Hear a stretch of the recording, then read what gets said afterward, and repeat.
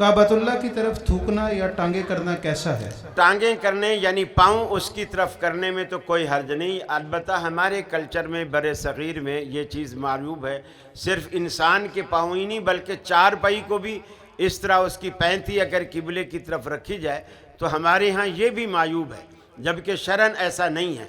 लेकिन बैतुल्लाह की तरफ बौलो बराज करना और बौलो बराज के वक्त रुख करना, पीठ करना और थूकना दोनों मना है और बिसरात मना है।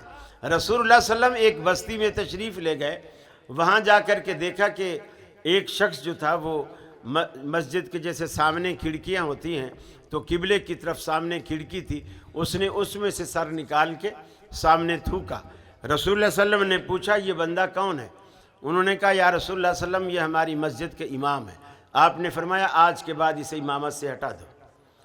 आपने फरमाया इसे आज के बाद इमामत से हटा दो, ये शख्स इमामत के अहल ही नहीं है, जिसके दिल में बैतुल्लाह का एहतराम ही नहीं है। लिहाजा उस तरफ रुक करके बौलो बराज करना, पीठ करके बौलो बराज करना या उसकी तरफ थूकना या उसकी तरफ नाक सिनकना, ये सब बैतुल्लाह के अदब और एहतराम के ख़िलाफ़ है।